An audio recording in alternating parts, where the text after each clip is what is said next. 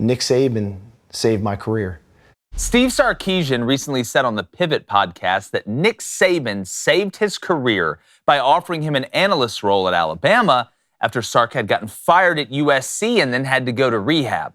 Now, many will say this was just a smart move by Saban because he could get an incredible football mind for a cheap price and Saban would have all the leverage.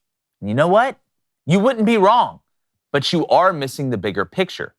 This gesture is just a microcosm of one of the main reasons why Saban has been so successful. He's a people person. Now, most only know Nick Saban through press conference rants, headlines, or on-the-field antics.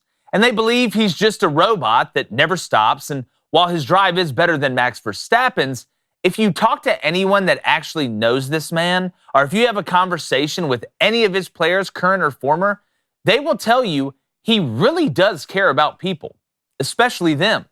He didn't just bulldoze his way to the top, because if you've ever been in it, you know there are many coaches that are hard asses, and some of them couldn't win an inter-squad game. But it's his ability to connect with people and let them truly know he has their best interests at heart and their back that is ultimately his best weapon. He actually has a really good sense of humor, and to me, it's one reason why he's able to continually recruit so well, because he offers players the best resources to become a professional at what they love most, but cares about you enough to push you further than you can push yourself and not just coddle you because of your talent. Now, I've never interviewed Nick Saban, and I'm sure I will one day. My first question, though, wouldn't be about Rip Liz match coverage or some spat with another coach in the SEC West. I would ask him what his greatest accomplishment in life has been so far, and I'd be willing to bet his answer would have nothing to do with the game of football. So while some may look at Nick Saban taking on Sark as a smart business move, I actually see it as a smart business plan. Seeing Saban on TV, seeing the way that Nick Saban gets covered, and some of it is deserved, you would think he really is just a cranky old man that all he cares about is winning, and people are just disposable to him as long as it helps meet his ultimate goal. But in reality, if you know anything about the way he operates, he doesn't care what people that are really watching his press conferences think, because his players, the people in that organization, he asks a lot from them. He does. But to me, that's a compliment. If you're asking a lot from me, that means you believe that I can handle a lot. Or you're trying to find out if I can handle a lot and you think I have the potential to do it. But it's the sense of humor in the living room, doing the cha-cha slide and things like that. And anybody in his circle or in that building understands this. But on the outside, you don't really get to see that. So I think a lot of people have a common misconception. He didn't have to go get Sark. That's true. They'd have been great on offense without Sark, because they have incredible players and incredible coaching staff. But when you look at the amount of lives that Nick Saban has changed, and not just taking guys from tough socioeconomic situations and helping them get to a place where they can become millionaires. They did the work, and I'm sure he'd tell you that. But giving somebody the structure and the blueprint and not letting them get away with stuff just because they're talented, I think, to me, Nick Saban may be the most underrated people person that we have in sports. Wow, there you go. I thought you made a lot of good points in your open there. Now, one of the juiciest storylines from the last season of college football was the drama between Jimbo Fisher and Nick Saban. I know that everyone, jumps on that, and it's exciting to follow, that sort of drama that gets created. But I appreciate this a whole lot more when you have Steve Sarkisian coming out and opening up and saying, "Man, Nick Saban saved me in my career. I was about to go to television," and we have the clip here that we can play of Steve Sarkisian's comments on Nick Saban. In 2015, as I came out of that and had gotten fired at USC, gone to recovery, started working on me personally, and then coming out of that, not being able to get a job, somewhere in there, somebody's got an extended olive branch to you.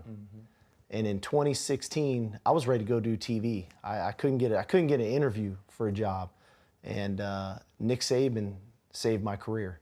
Wow. And he offered me an analyst job, and I was willing to do it for free.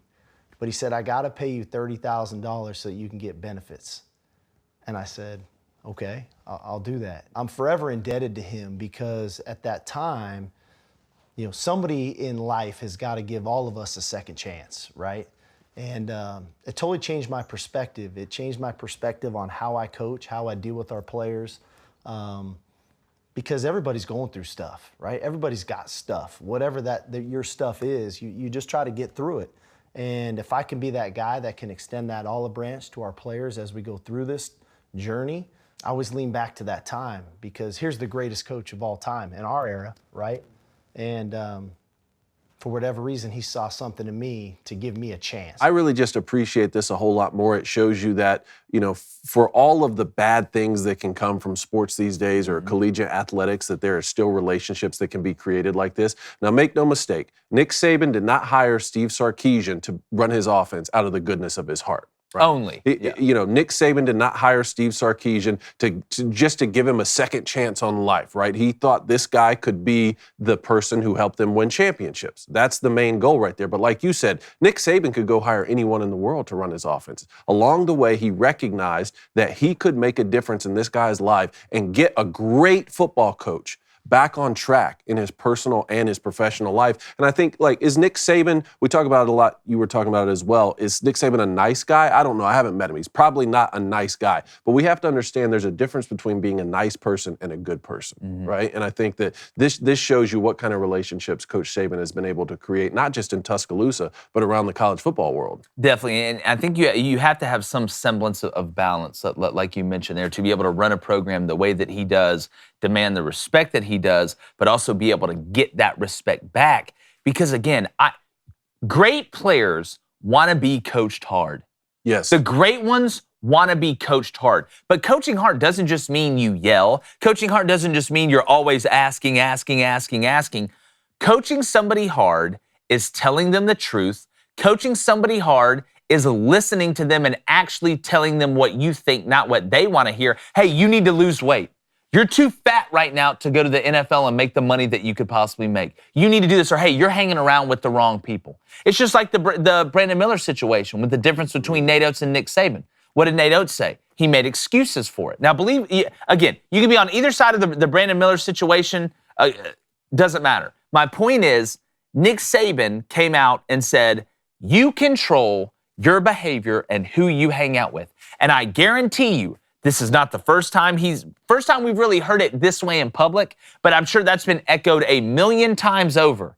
And people are going to make mistakes in the football program. That's what happens when you have 125 guys you're responsible for that are 18 to 22 years old. It's a little bit different than having 13 guys.